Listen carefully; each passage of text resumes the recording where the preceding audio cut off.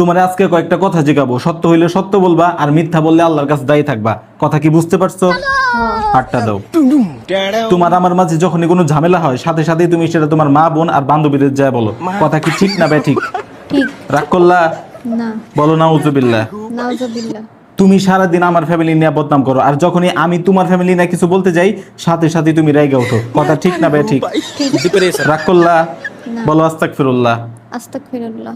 তোমার হাতে একটু টাকা আসলে সাথে সাথে ওই টাকা দিয়ে তুমি কি কি অর্ডার করবে ওইটা লিস্ট বানানো শুরু করে দাও। কথা ঠিক না ঠিক? ঠিক।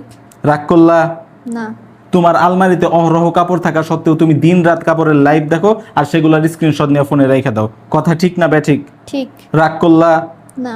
বাসায় এত ভালো খাবার থাকা সত্ত্বেও তোমার বাইরের মামার হাতের ফুচকা খাইতে ইচ্ছা করে। কথা ঠিক না ঠিক? ঠিক। রাগ করলা? না। প্রতিদিন সকালে আমি জামাই হয়ে ঘুম থেকে আগে উঠি আর তুমি 10টা পর্যন্ত নাক ডাইকা ঘুম পাইরে দেরি করে রান্না করো, ফলে আমার মাথাটা গরম হয়ে যায়। কথা ঠিক না ঠিক? ঠিক। রাগ করলা? না। এইসব আর কখনো করবা? না। এখন তোমার মন বলতেছে আজকের পর থেকে তুমি এইসব বাদ দিয়ে একদম ভালো মানুষ হয়ে যাবা। কথা ঠিক না ঠিক? ঠিক।